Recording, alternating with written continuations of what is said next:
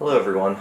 I recently sold this Philco Predicta Princess model and it's completely restored, and I wanted to make a video to the buyer on how to operate these two televisions properly. Basically show them what all the knobs do, and I thought I'd make the video for her and for anyone who may have recently got a tube television. So what I want to go over first is, this video is basically made for televisions that have been completely electronically restored. I don't recommend, if you find a tube television, to just plug it in and turn it on. There are a lot of old components on the inside that could be bad by now, and they should be replaced or at least looked over by a television repairman. But this set has been restored, it's working great, and I wanted to basically just show what all the knobs do and how to take care of it and operate it properly. So I want to go over the power knob first to turn on the set. So the power knob is also controlling the volume as well. So these sets have a push for power, which would make it turn on, and then push for power off. Some sets have a pull for power and then push it back in to make it turn off. A lot of these have been replaced with the push for power since the pull ones were unreliable and would fail. So push for power, and then also this knob controls the volume of the set.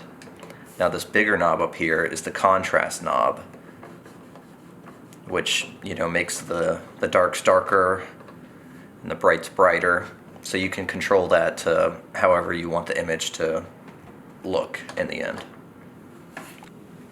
So on the other side you have your tuner, which is your channel selector. So on these sets it is VHF, which means it's channel 2 to 13 that you can cycle through. And then UHF would be if you want channels 14 to however many higher, but since analog signal doesn't exist anymore in the US, you'll have to hook up a cable box to the back, or a DVD player to the back, or a VCR, and I'll get to that later on how to hook it up. So when you hook up a DVD player or VCR, whatever, most likely the signal is going to come through on channel 3 or 4. So there's a knob behind it is the fine-tuning knob for the tuner. So if the signal is being put out to channel 3, you can set the tuner to 3, but you might have to fine-tune the image a little bit to get the best image, best sound, and that's the same for all the channels. So that's how that operates. All right, moving our way to the back. This is where the knobs get a little more important. So there's 3 knobs on the back of this set. So there's one for the brightness, there's one for the vertical, and one for the horizontal. So the vertical and horizontal on old tube sets are made to lock the picture into the CRT so it's not rolling. The picture can be rolling, so it can be going up or down and not locking into place. The vertical will help it lock into place. The horizontal is going to help also lock in the image, but in a different way. So the horizontal, you're going to have lines going up and down the screen, and if the horizontal's off, the lines will look, like 85 degrees to the left or right, depending on how bad it's off. But when your horizontal's locked in, you'll see a picture on the screen. So when the horizontal's correct, but the picture's rolling, then you got to correct the vertical. If the picture's locked in place, but you don't have an image, you might need to adjust the horizontal. It's a trial and error, but usually when it's locked in, you don't have to fiddle with these too much more. So once they're set, they're pretty set in place. Down here, the VHF connector, this is what I was talking about before, is how you hook up a cable box, DVD player, VCR. So to hook up one of those items to this, you will need one of these. It's a you can get these on Amazon or eBay. It's a matching transformer, 75 ohm to 300 ohm transformer, and basically you hook these in here, and then on the end of it you screw in a coax cable, and then the coax cable would go to, you know, DVD player, VCR, whatever, and that signal will be broadcasted typically through channel 3 or 4, and then you tune it on the tuner to 3 or 4, and the image should come up on the screen. You know, assuming that the television has been restored and is in working condition. Here are some more fine-tuning adjustments for the image. There is height, vertical linearity, and width. And then you have your range switch, which is basically for the tuner of how strong the signal would be coming in. And I have it set to strong just to make sure that it's not coming in, you know, washed out or anything like that. So the width obviously controls the width of the image, you know, left to right. If it's, you know, too thin, you might want to adjust the width so it can be spread out if it's not filling up the screen all the way. The height, obviously adjust the height. And then the vertical linearity on these tube sets, the top of the image can look either sort of short or spread out, and it can make some, you know, heads look a little wonky in movies. So adjusting the vertical linearity could help ease that out. It's sort of like adjusting the height and vertical linearity helps find the perfect middle ground to what looks best on the television. Now this set is already been fine-tuned, so I really assume that these shouldn't have to be messed with, at least for a very long time, since the set is already dialed in, looks great on the TV. All you got to worry about is the power, contrast, you know, brightness. But that's about it. That if you know all of those settings and how they work on a restored television, you should be able to get a picture looking pretty good on the screen. So here I have the aux cable hooked up to the transformer, hooked up to the back of the set, and then I'll show you the back of the VCR to show basically the outputs on it. So here's the back of the VCR. This is pretty standard for a DVD player, VCR cable box. There'll most likely be a coax out cable, and then you can see here VHF out, not in. So it's outputting the signal through the coax to the TV. And then right here you can see I can pick channel 4 or channel 3 on which channel to broadcast the signal to. Alright, so I just put in a VHS, tuned to channel 3. Let's go ahead and turn on the set. Push for power. Tubes are lighting up in the back.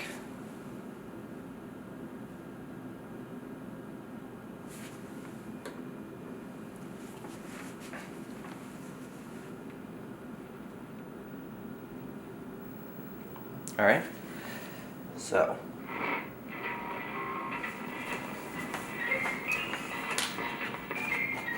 fine tuning.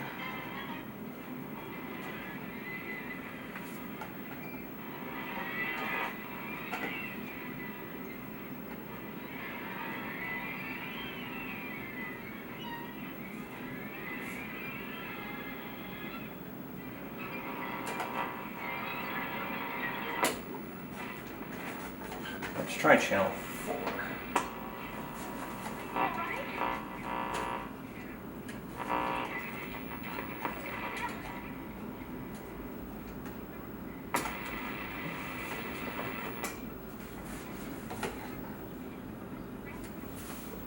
Suppose the wizard wouldn't give me one when we got there. Oh, but he will. He must. We've come such a long way already.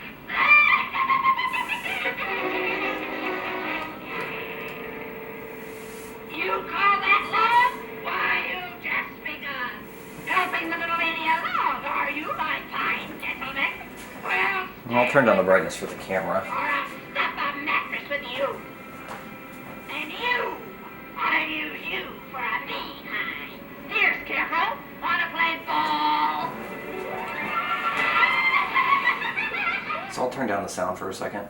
So with VHSs, with old sets like these, it's wonky because VCRs used to have sort of these lines on the top and sort of a shake. You can see towards the top there's a little bit of a shake to the image. And that would happen with VCRs to prevent pirating back when, you know, VHSs were the, you know, main video of choice, media of choice. But with DVDs, you're not going to be getting this shaking problem. And it, you know, there's some, I don't know of a way to fix it. I haven't looked into it too much. It's a bit unfortunate because I like VHSs more than DVDs, but that's just the way it is with old tube televisions in general. But as you can see, I mean, this is one of the strongest picture tubes I've ever tested for a Predicta. So this, you know, that's full brightness, which you don't need. Plus it wears down the tube life. So I'd say around there is what I would watch it at.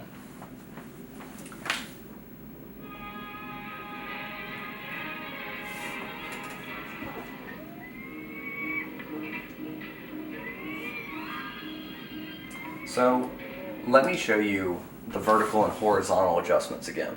So when the vertical is off, you'll get a rolling picture like this. And you can also make it roll the other way. So basically, fiddling with the vertical, you know, it's not very finicky. It'll lock into place pretty well. The horizontal, on the other hand, you'll start to get, you know, diagonal lines like that. But you can see the picture's locked. You know, now it's rolling. When the picture's locked, then you can dial back in horizontal and it pops into place. And you can make it roll the other way so the lines are, you know, the other diagonal. And then it'll lock into place, and then you sort of find the medium, like between both ends. Lions and tigers and bears. Lions and tigers and bears. Lions and tigers and bears.